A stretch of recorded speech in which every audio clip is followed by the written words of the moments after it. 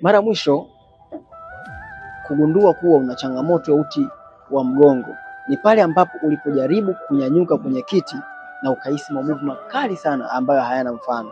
Yaani unakuta mtu ananyanyuka maumivu makali mpaka unakuta anapiga kelele Wakati mwingine wanatumia mbinu ya kukanyaga mgongo, yaani unamchukua mtu anakukanyaga mgongoni kama ndio mbinu ambayo ya kunyoosha mgongo au kuingiza mgongo. Kosa kubwa ambalo wanaolifanya na ambao watakuja kulijutia hili kosa ni pale ambapo unapomruhusu mtu ambaye mwenye kilo zaidi ya 50 kukaa katika mgongo wako, kwa sababu pingili zinakuwa zinabeba mzigo mzito sana, na mwisho wa siku pingili kuweza kuweka kreki au kutopona kabisa changamoto yako ya mgongo.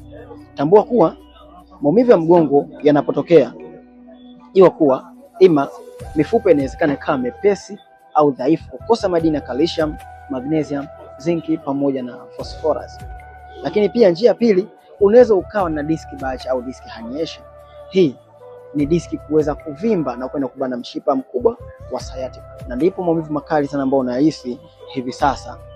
Je, hivi unavyoona hivi utaendelea kutumia Tramadol Piroxicam hii kwa ajili ya kuondoa hii changamoto yako maumivu ya mgongo? Jawabu ni hapana, kwa sababu dozi hizo ambazo utakazozitumia ndizo anapewa mtu ambaye mwenye kisukari ambaye anahisi ganzi, ndizo dozi ambazo anapewa mtu ambaye mwenye pressure, na wewe ndio utapewa hizo dozi ambaye unahisi maumivu makali sana ya mifupa pamoja na ganzi kali sana.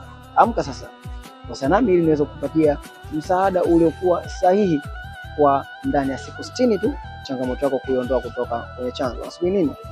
Share video kwa watu wawili tu ambao ungependa waweze kuiokoa afya yao.